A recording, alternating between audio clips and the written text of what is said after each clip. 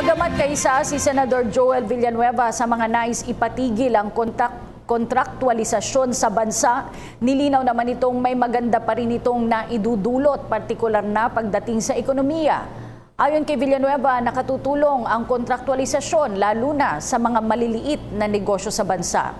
Ang detalye sa ulat ni Joy Gumatay.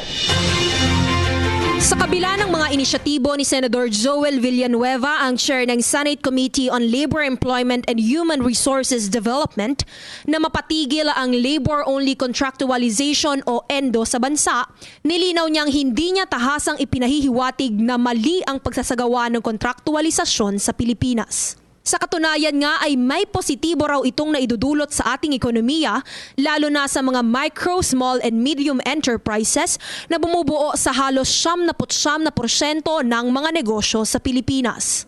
Yun po yung pinakamalaking magiging mistake para tignan itong galaw ng committee na ito para i-discourage yung investments, i-discourage na magtayo ng mga negosyo ang ating mga kababayan. Hindi po dahil ang isa ho sa major reason why we're doing this is to ensure na mas maraming trabaho ang malilikha natin, mas efficient ang ating mga workers. Patuloy ngayon ang pakikipagkoordinasyon ng mambabatas kay Senador Bam Aquino, isa sa mga tagapagtaguyod ng mga start-up at small businesses sa ating bansa, upang makapaglatag ng mga panukalang probisyon na lalong magpapatibay sa karapatan ng mga empleyado at kanilang mga pinaglilingkuran. Asahan raw ang produktibo at progresibong pagpupulong sa Senado patungkol sa usaping ito, hindi lamang upang maipaglaban ang benepisyo ng mga empleyado, kundi upang mapabuti rin ang kondisyon ng pagnenegosyo sa Pilipinas. Para sa PTV News, Joy Gumatay.